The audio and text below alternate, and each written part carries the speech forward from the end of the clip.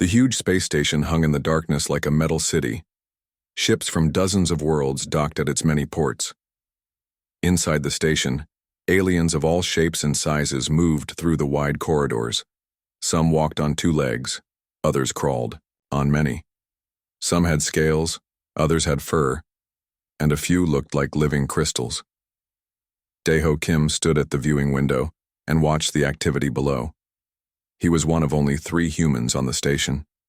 His dark hair was cut short, and his face showed the weathered marks of someone who had spent years in harsh places. He wore simple clothes, a thick jacket, sturdy boots, and gloves that had seen better days. "You cannot be serious about this," said Woojin Park, walking up behind him. Woojin wore the blue uniform of the human space forces. His job was to watch and report what happened at these galactic events. "The Arctic death hunt has killed every participant for the last 5 years. No one survives." Daeho turned from the window.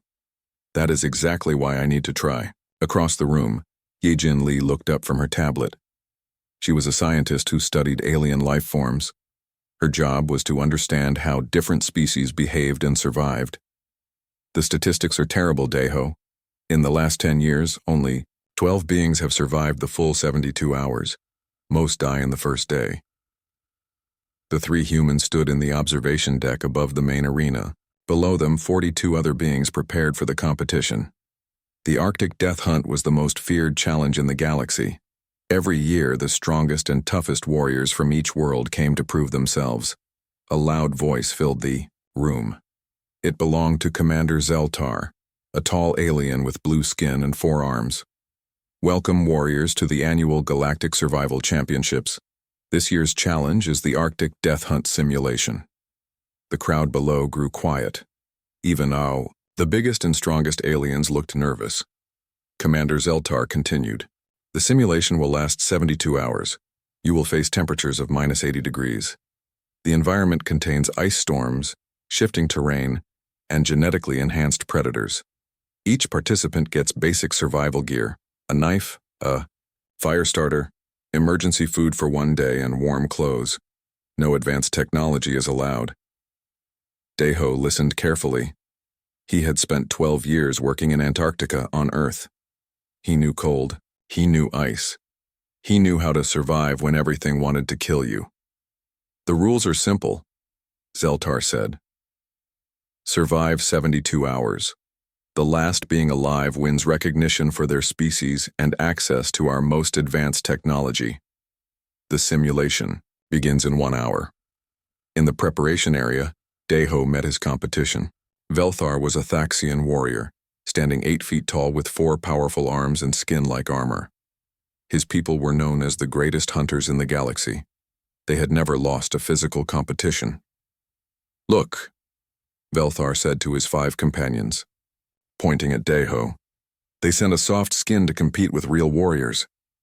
The other Thaxians laughed. Their voices sounded like grinding metal. Near them, 3 beings made of living crystal talked in musical tones. These were Zephyrians, who could change their body temperature and adapt to any environment. They had won the last 3 survival competitions. The Gorvani looked like walking tanks. Their thick skin could stop bullets, and they could go weeks without food or water. 3 of them stood together, each one the size of a small vehicle. Other species filled the room.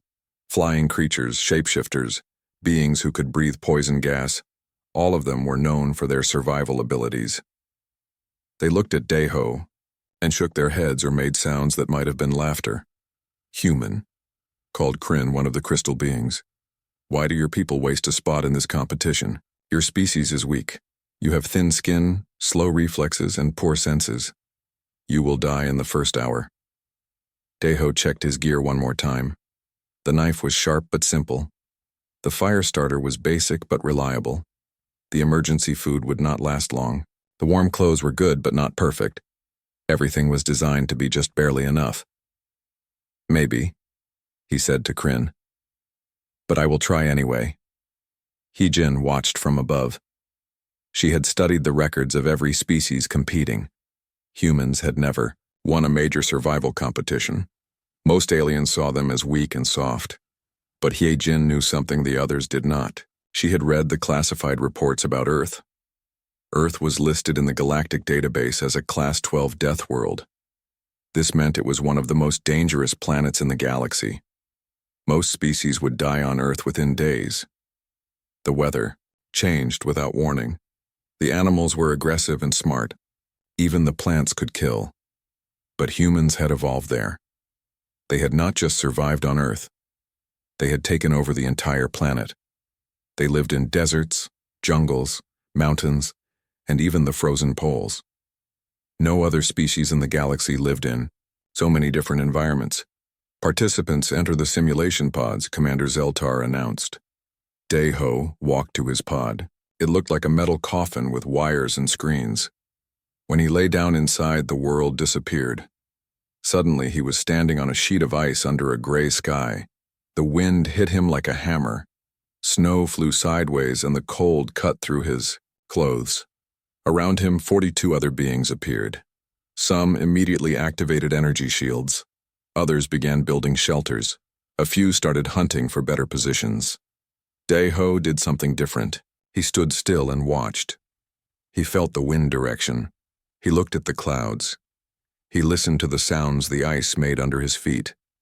In Antarctica, he had learned that understanding the environment was more important than fighting it. The first test came quickly. A pack of ice wolves, each one the size of a small car, appeared from behind a snowdrift. Most participants ran or prepared to fight. The wolves had blue fur and teeth like knives. Their eyes glowed red in the dim light. Daeho did not run. He did not fight. He moved slowly and kept his hands visible. On Earth, he had worked with dangerous animals before. The key was not to challenge them unless necessary. The wolves looked at him, then moved past to hunt easier targets. Behind him, Daeho heard the sounds of battle as other participants fought the pack. "Interesting," Hyejin said from the observation deck. "He is not acting like a typical competitor." The first day had begun, and already 3 participants were eliminated. The real test was just starting. Above them all, the artificial sky grew darker, and the wind began to howl louder. The simulation was warming up. The temperature dropped fast. Within 2 hours, the simulation showed -60 degrees. Ice formed on the aliens' equipment. Their breath came out in white clouds that froze before hitting the ground. Daeho watched as the other participants spread across the frozen landscape. The Thaxians moved in a tight group, their forearms allowing them to carry weapons and tools while still moving quickly. Velthar led them toward a series of ice caves on the eastern ridge. The Zephyrians had already begun to adapt. Their crystal bodies changed color from clear to blue-white, matching the ice around them. They moved like ghosts, barely visible against the snow. The Gorvani simply ignored the cold. Their thick skin protected them as they marched toward the center of the simulation zone. Nothing seemed to bother them. Not the wind, not the temperature, not even the sharp ice that cut other beings. Daeho started walking north. This surprised the observers because north led directly toward the worst weather. The wind was strongest there, and the ice was most dangerous. Most participants headed south or east looking for shelter. "What is he doing?" asked Wu Jin, watching the screens in the observation deck. Hyejin studied the weather patterns on her tablet. "I think he is reading the environment. Look at the wind currents. The storms move in a pattern." She was right. Daeho had noticed something the simulation designers had not planned. The extreme weather followed natural patterns just like real weather. In Antarctica, he had learned to read these patterns. Storms were not random. They had rhythm and direction. As he walked north, the wind pushed against him. Snow hit his face like tiny needles, but he could feel the pattern. The storm was moving in a circle, and there would be calm spots in the center. Behind him, he heard the first death scream. One of the smaller aliens had been caught by something in the ice. Daeho did not look back. In survival situations, looking back meant thinking about fear instead of solutions. The ice under his feet was different here. It was older and thicker. This meant it was safer to walk on, but it also meant predators could hide underneath. He moved carefully, testing each step. A sound made him stop. It was low and deep, like a motor running underground. Deho had heard similar sounds in Antarctica when leopard seals hunted under the ice. Something big was moving below him. He moved to solid rock just as the ice exploded upward. A creature the size of a small building burst through. It looked like a cross between a shark and a bear, with white fur and rows of teeth. This was an ice crawler, one of the simulation's deadliest predators. The creature looked around, confused. It had expected to catch prey on the ice. Instead, it found nothing. Deho stood perfectly still on the rock. Movement attracted predators. Stillness made you invisible. After a few minutes, the ice crawler dove back into the water. The hole it left began to freeze over immediately. Deho continued north. The storm was getting stronger, but he was getting closer to what he was looking for. In Antarctica, the worst storms often created the safest places to hide. The eye of the storm was calm and protected. As night fell, the temperature reached -75 degrees. This was cold enough to kill most alien species in minutes. Even the Gorvani had slowed down, and the Zephyrians had to use energy to keep their crystal bodies from cracking.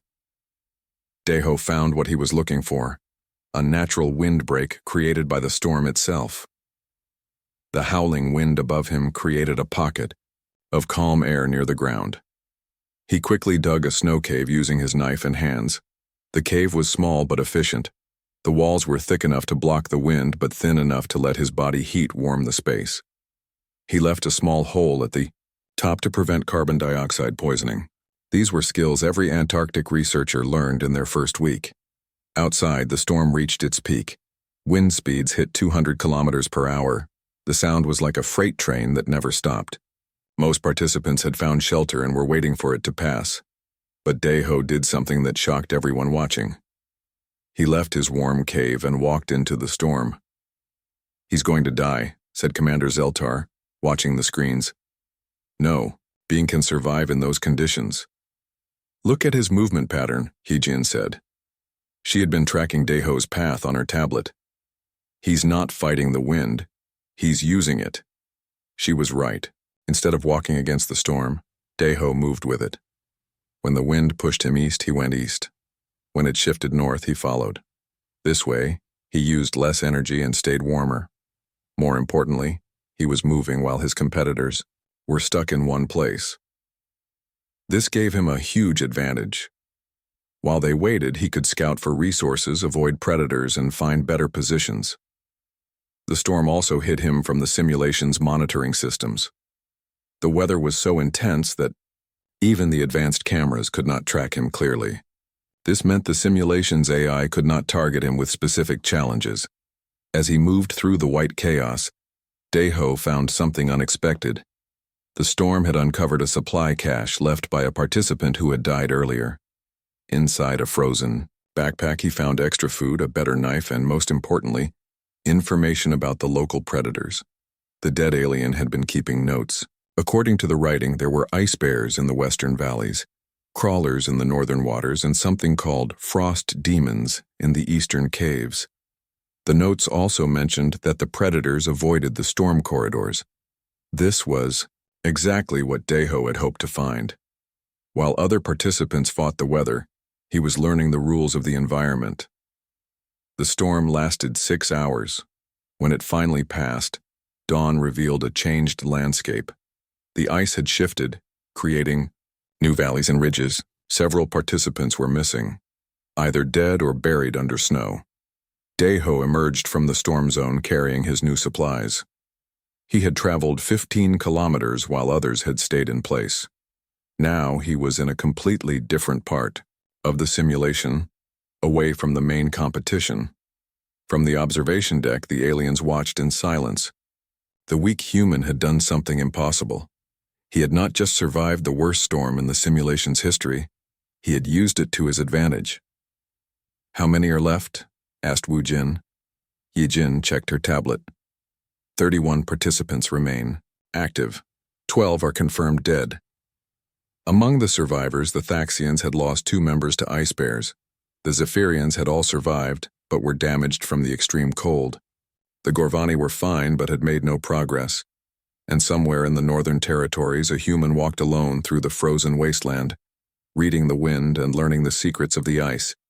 The real competition was just beginning. The second day brought new horrors. The simulation's AI had noticed that too many participants were still alive, so it increased the difficulty. The temperature dropped to -80 degrees. Ice storms appeared without warning. Predators became more aggressive and intelligent. Deho had found a rhythm in the chaos. Every 6 hours a major storm would sweep across different parts of the simulation. He had learned to read the signs, the way the wind changed direction, how the ice crystals formed in the air, the sound the snow made when it hit the ground. While other participants hid from these storms, Deho followed them. The storms created safe corridors where predators could not hunt, and other competitors could not see him. He moved like a ghost through the white wilderness. On the morning of the second day, he discovered why the aliens feared this simulation so much. The creatures here were not normal animals. They had been genetically modified to be perfect killers in ice environments. He found the remains of 3 participants near a frozen lake. They had been torn apart by something with claws the size of swords. The ice around them was stained red, and the smell of death hung in the cold air. Deho studied the tracks. Whatever had killed them was huge, moved on 4 legs, and had hunting intelligence. It had attacked from upwind, used the terrain to hide its approach, and struck fast. This was not a mindless beast. It was a calculated predator. He followed the tracks carefully. In Antarctica, he had learned that understanding your enemies was the key to avoiding them. The tracks led to a series of ice caves on the western ridge. This was where the Thaxian hunting party had made their camp. Through his simple binoculars, Deho watched as Velthar and his remaining 3 companions prepared for battle. They had built a defensive wall of ice blocks and positioned their weapons for maximum coverage. These were experienced warriors who knew how to fight, but they did not understand their enemy. The creature that emerged from the caves was like nothing in galactic records. It stood 12 feet tall with white fur that perfectly matched the snow. Its claws were black metal, and its eyes glowed blue like ice fire. The simulation called it an ice bear, but it was really a living tank designed to kill. The Thaxians fought bravely. Their 4 arms allowed them to use multiple weapons while maintaining defense. They had energy shields, plasma rifles, and decades of combat experience. For 20 minutes they held their ground. But the ice bear was patient. It tested their defenses, learned their patterns, and waited for mistakes. When one Thaxian moved too far from the group, the creature struck faster than lightning. The warrior disappeared in a spray of red snow. Deho watched the battle from a safe distance.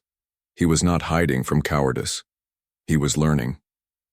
Every movement the creature made, every tactic it used, every weakness it showed was information he could use later. The ice bear killed 2 more Thaxians before Velthar managed to wound it with a lucky shot. The creature retreated to the caves, and Velthar was left alone with his dead companions. Deho could have helped during the battle. He could have created a distraction or shared what he knew about predator behavior. But survival was not about being noble. It was about staying alive. The Thaxians would have seen him as competition anyway. Instead, he used the battle as cover to search the area. While everyone focused on the fighting, he found several supply caches and learned the layout of the Western Territory. He also discovered something important. The ice bear was not the only super predator in the simulation. According to the notes he found, there were at least 6 different types of enhanced creatures. Ice bears in the west, frost wolves in the north, crystal spiders in the east, shadow cats in the south, and something called ice demons in the central valleys. The 6th type was unknown, but the notes suggested it was the worst of all. Afternoon arrived, another storm began building. Deho could see it forming on the horizon, a wall of white that stretched from ground to sky. Most participants would see this as a deadly threat. He saw it as an opportunity. This storm was bigger than the others. It would last longer and cover more territory, but it also meant that all the predators would seek shelter, leaving the landscape temporarily safe for anyone brave enough to move. Deho gathered his gear and started walking toward the storm. Behind him, he could hear Velthar calling for other survivors to form an alliance. The Thaxian warrior had finally realized that individual strength was not enough in this environment. The storm hit like a frozen hurricane. Wind speeds reached 250 kilometers per hour. The temperature dropped so low that exposed skin would freeze in seconds. Snow flew sideways like bullets, and the noise was deafening. But Deho had learned to read the storm's internal structure. Like all weather systems, it had calm spots and channels where the wind was less deadly. He moved through these safe zones, covering ground while staying protected. Inside the storm, he made an incredible discovery. The simulation had hidden supply depots throughout the territory, but they were only accessible during extreme weather. The storms revealed hidden doors in ice cliffs and open passages that were normally sealed. In one depot, he found advanced cold weather gear, high-energy food, and most importantly, detailed maps of the entire simulation zone. The maps showed predator territories, safe routes, and weather patterns. This was intelligence that could mean the difference between life and death. But the most valuable thing he found was a communication device. For the first time since the simulation began, he could hear what was happening to the other participants. The voices on the radio painted a grim picture. Of the 31 participants who had survived the first storm, only 18 were still alive. The Zephyrians had lost one member to crystal spiders. Several smaller species had simply frozen to death. 2 Gorvani had disappeared completely, with no explanation. The most disturbing report came from the Eastern Territories. Something was hunting the hunters.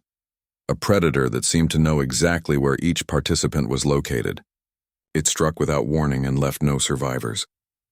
As the storm began to weaken, Deho made a decision that would change everything. Instead of hiding this information, he started broadcasting warnings to other participants. He told them about safe routes, predator territories, and weather patterns. This confused everyone, including the observers. In a survival competition, information was power. Sharing it meant helping your enemies. But Deho had learned something important during his years in Antarctica. Sometimes the environment was so hostile that cooperation was the only way anyone would survive. The real enemy was not the other participants, it was the simulation itself. His broadcasts started changing the dynamics of the competition. Participants began working together, sharing resources and coordinating movements. The death rate slowed, and survival strategies improved. But in the observation deck, something else was happening. The alien officials were becoming concerned. The simulation was supposed to be impossible. It was designed to prove that only the strongest species deserved access to advanced technology. Now a human was not just surviving, he was teaching others how to survive. This was not part of the plan. "Shut down his communication device," ordered Commander Zeltar. "I cannot," replied the technician.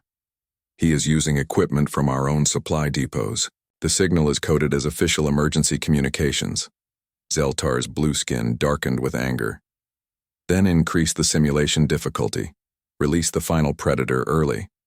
On her tablet, Hyejin saw new readings appear. Something massive was being activated in the central valleys. According to the data, it was larger and more dangerous than all the other creatures combined. The simulation's ultimate challenge was about to be unleashed, and Deho was walking directly toward it. By the start of the third day, only 12 participants remained alive.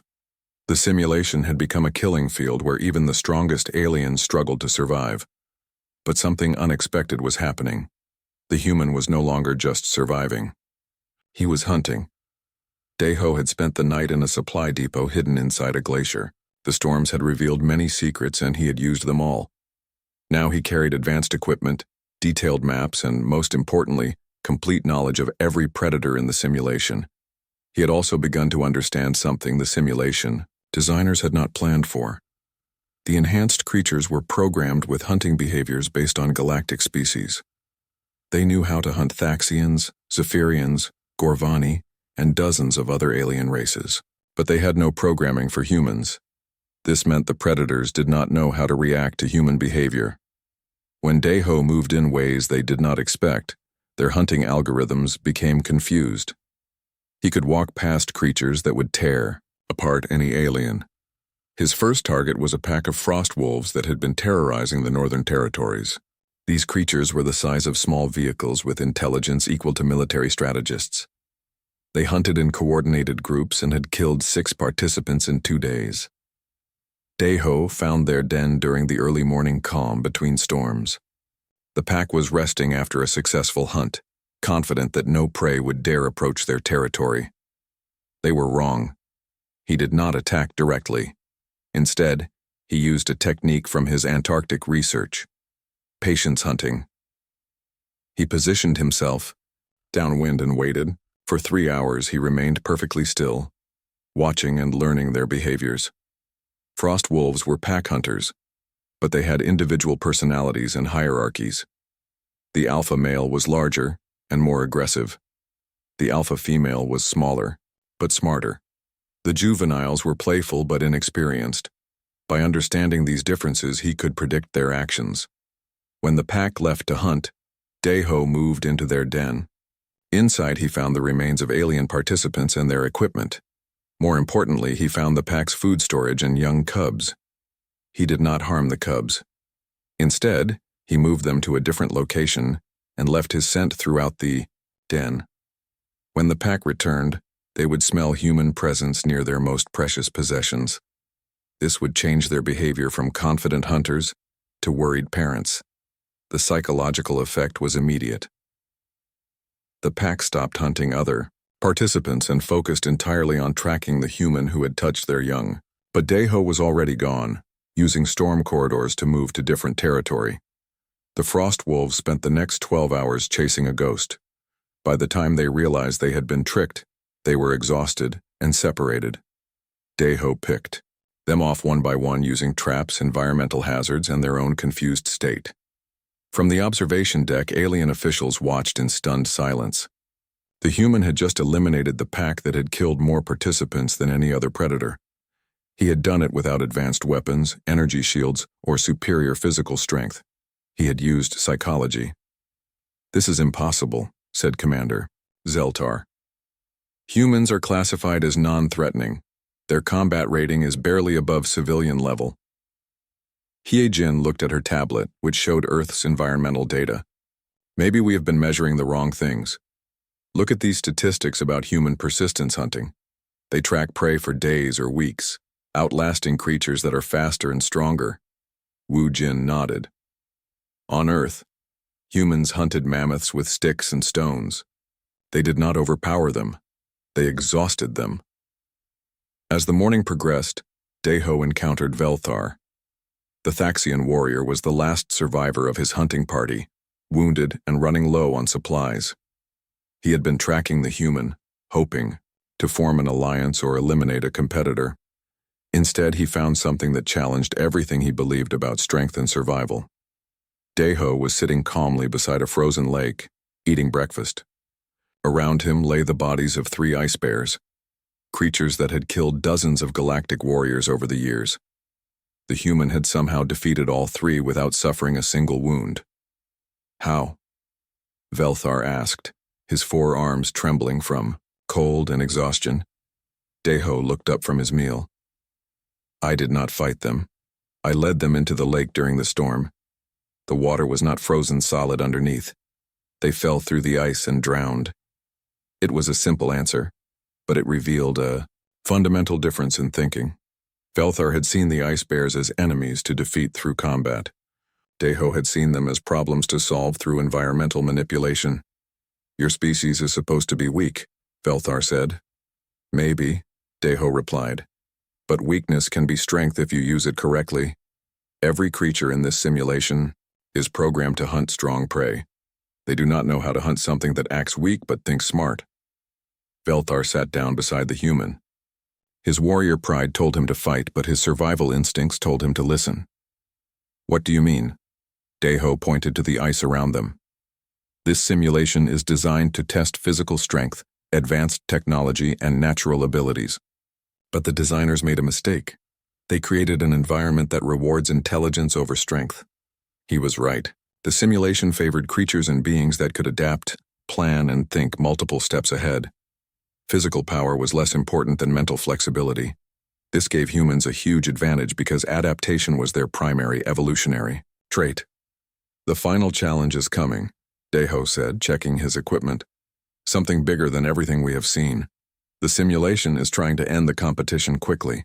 He offered Velthar some food and basic medical supplies.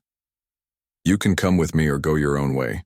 But if you want to survive, stop thinking like a warrior and start thinking like a survivor. Velthar looked at the dead ice bears, then at the human who had killed them with nothing but intelligence and patience. For the first time in his life, the proud Thaxian warrior realized he was not the apex predator he thought he was. The real apex predator was sitting beside him, calmly planning the next move in a game that everyone else was losing. In the distance, the ground began to shake. Something massive was moving through the central valleys, heading toward their location. The simulation's final challenge had been released ahead of schedule. What is that? Velthar asked, feeling the vibrations through his feet. Deho stood up and gathered his gear. The reason why no one has ever survived this simulation for the full 72 hours? But every predator has weaknesses. We just need to find them. As they prepared to move, Velthar made a decision that surprised everyone watching. The greatest warrior in Thaxian history chose to follow a human into the unknown. Not because he was forced to, but because he recognized a superior hunter when he saw one. The hunt was about to become the hunted, and the galaxy's understanding of strength was about to change forever. The thing that emerged from the central valleys was nightmare made real. It stood 30 feet tall and moved like liquid death across the ice. The simulation called it an Arcturus devourer, but names meant nothing when faced with pure destruction. Its body was covered in armor-like scales that shifted color to match the environment. 6 legs carried it across any terrain without slowing down. Multiple eyes gave it perfect vision in all directions. Worst of all, it was intelligent. Not just smart like the other predators, but truly intelligent like a galactic scientist or military commander. From the observation deck, Commander Zeltar watched with satisfaction. The Arcturus Devourer has never been defeated. It was designed using combat data from every major galactic conflict. Nothing can escape it. Only 3 participants remained: Deho, Velthar, and Kryn, the last surviving Zephyrian. Kryn had merged completely with the ice environment, becoming nearly invisible, but the Devourer could track heat, movement, electrical fields, and even thoughts. Camouflage would not save anyone. The creature found Kryn first. The Zephyrian had hidden in a crystal formation that perfectly matched the surrounding ice. To any normal predator, the camouflage was flawless, but the Devourer saw through it instantly. The attack was swift and brutal. Kryn tried to run, but the creature moved faster than anything that size should move. Crystal shards flew as the Zephyrian was caught and consumed.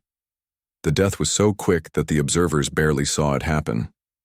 8 participants remained when the day started. Now only 2 were left, a human and a Thaxian warrior who had chosen to follow him.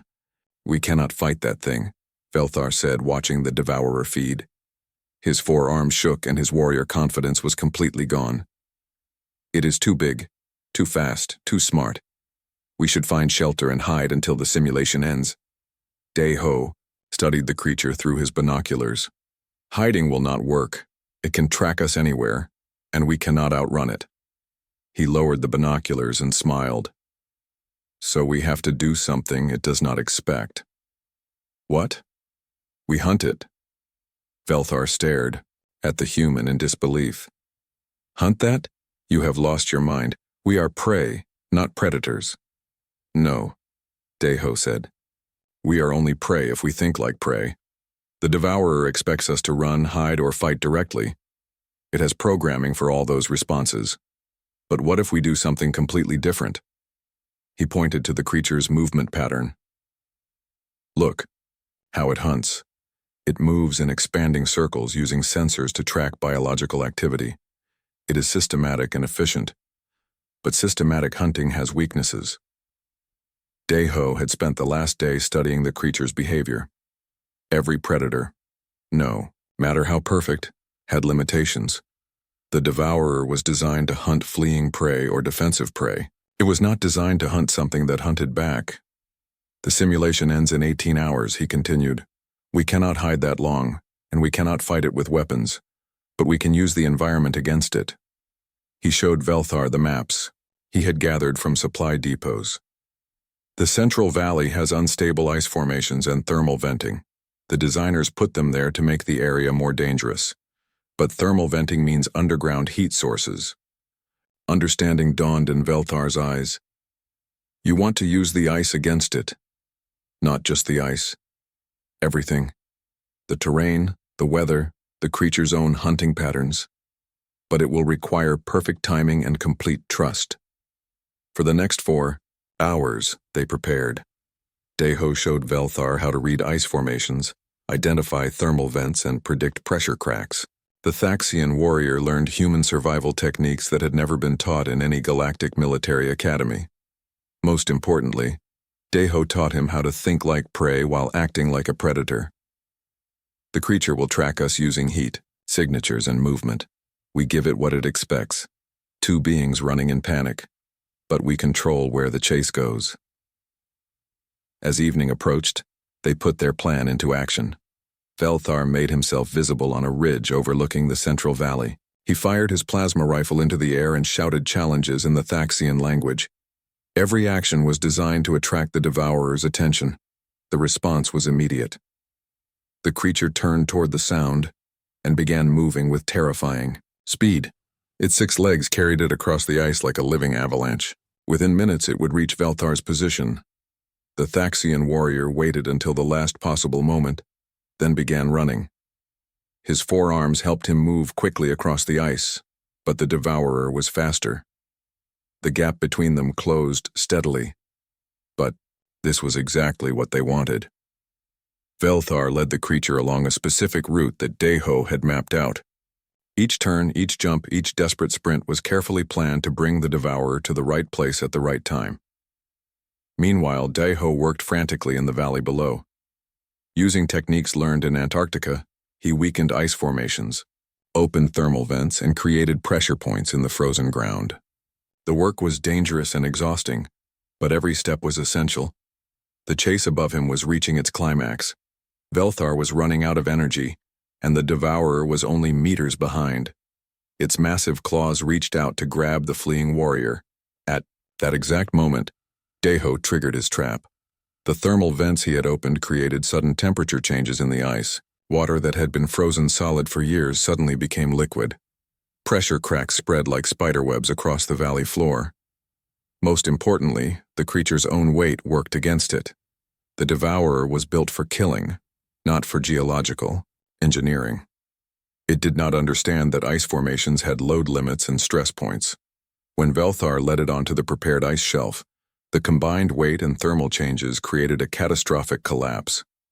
The creature fell through the ice into a network of underground caverns filled with superheated water. But the devourer was not dead. It was wounded, angry, and trapped, but still very much alive. Worse, it was learning. The creature adapted to its new environment and began climbing back toward the surface. Phase 2, Daeho said into his radio. The second part of their plan was more dangerous than the first. While the devourer was trapped in the caverns, they had to enter its territory and finish what the ice had started. This meant going underground, into a confined space with a wounded super predator. This is insane, Velthar said as they lowered themselves into the caverns. We had it trapped. Why not wait for it to die? Because it will not die, Daeho replied. It will adapt and escape. Better to face it now while it is wounded and angry than later when it is healed and smarter. The underground battle was unlike anything the observers had ever seen. In the confined spaces, the devourer's size became a disadvantage. It could not use its full speed or strength. Meanwhile, human endurance and Thaxian warrior skills proved perfectly suited for close-quarters combat. The fight lasted 3 hours. It was brutal, exhausting, and desperate. But in the end, human intelligence combined with alien warrior training proved superior to artificial perfection. When they finally climbed out of the caverns, both beings were wounded and exhausted. But they were alive, and the simulation's ultimate predator was dead. Above them, the observation deck was completely silent. 43 participants had entered the Arctic death hunt simulation. 2 had survived, and 1 of them was human. The galaxy's understanding of strength was about to change forever.